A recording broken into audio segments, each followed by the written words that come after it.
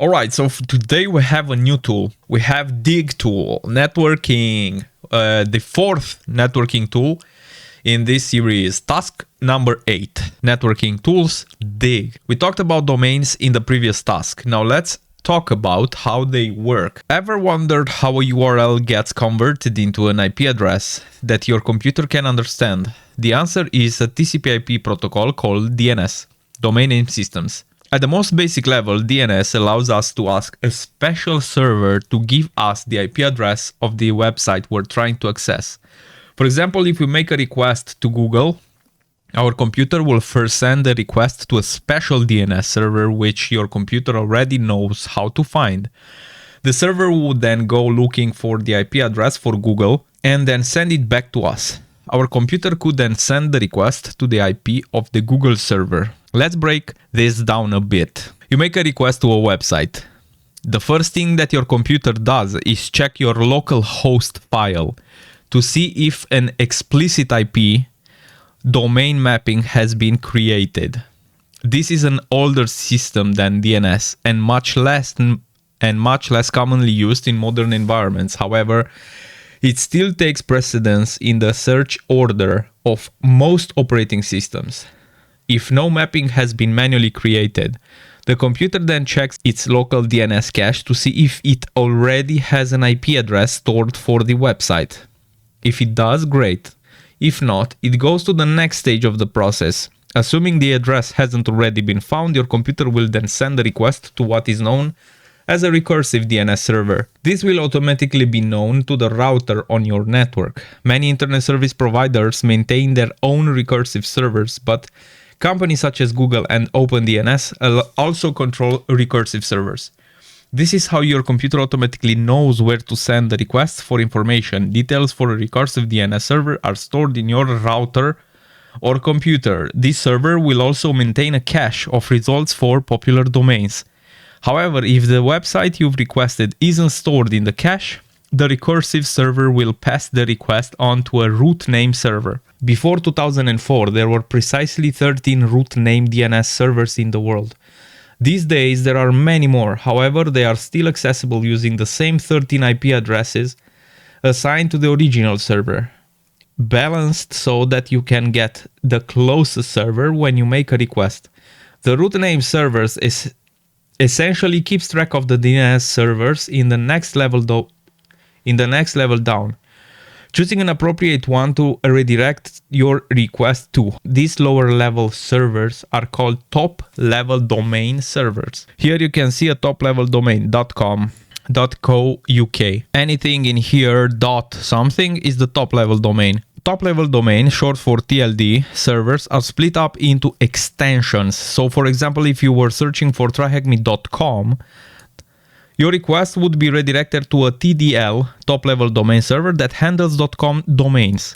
If you were searching for bbc.co.uk, your request would be redirected to a top level domain server that handles the specific top level domain. As with root name servers, top level domain servers keep track of the next level down, authoritative name servers. When a top level domain server receives your request for information, the server passes it down to an appropriate authoritative name server. Authoritative name servers are used to store domain name system records for the domain directly. In other words, where every domain in the world will have its DNS records stored on an authoritative name server somewhere or another. They are the source of the information. Where your request reaches the authoritative name server for the domain you're querying, it will send the relevant information back to you, allowing your computer to connect to the IP address behind the domain you requested.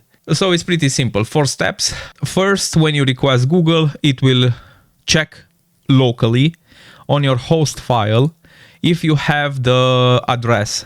If it's not there, it will go to the next process, which will go to recursive servers, which are again stored in your router. If that step is not there, then it will go to a root name server, and then it will go to top level domains. And from here, the top level domain will recognize the We'll go even further to the authoritative name server, and here you get the relevant IP for the top level domain that you are asking, which the name, for instance, .com is the top level domain. Google, like, where is it? Here. This is the top level domain, .com. Google is the second level domain. Actually, let me show you this. Top level domain diagram. I will say URL here. As you can see, we have the same thing. This is a subdomain. We don't care about this, right? This is the protocol, the schema, or the scheme. The top level domain.com, SEMrush, which will be Google, is the second level domain, right? Pretty simple. When you visit a website in your web browser, this all happens automatically, but you can also do it manually with a tool called Dig. Like ping and traceroute, Dig should be installed automatically on Linux systems. Dig allows you to manually query recursive DNS servers of our choice for information about domains. We have the same command, dig, we have the URL, and then the DNS server IP. It is a very useful tool for network troubleshooting. Here we see the request to Google, and here we see the results that we are getting back. All right, this is a lot of information. We're currently most interested in the answer section for this room. However, taking the time to learn what the rest of this room is very good idea. In summary, the information is telling us that we send it one query and successfully there is no errors, receive one full answer, which as expected contains the IP address for the domain name that we query. Another interesting piece of information that Dig gives us is the TTL, time to live, of the query DNS record. As mentioned previously, when your computer queries a domain name, it stores the results in its local cache. The TTL of the records tell your computer when to stop considering the record as being valid. That is when it should request the data again, rather than relying on the cache copy. Pretty simple. The TTL can be found in the second column of the answer section, right? Here we can see it, time to live 157. Pretty cool.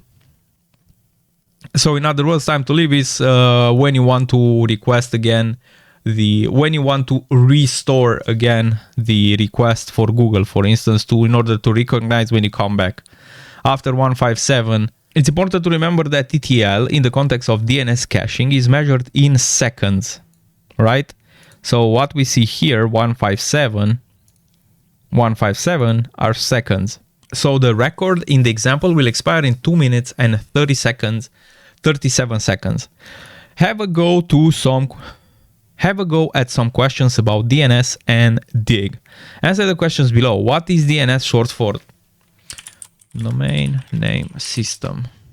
What is the first type of DNS server your computer would query when you search for a domain? So firstly, we'll check locally the older method, and then we go to a recursive DNS. What type of DNS server contains records specific to domain extensions? That is .com, what we see. Use the long version of the name. Okay. Here the long version is right over here. Nope, it's not that one. It's not the authoritative. It's here, top level domain servers. Top level domain. Where is the very first place your computer will look to find the IP address of a domain? In the host files. We have the host file.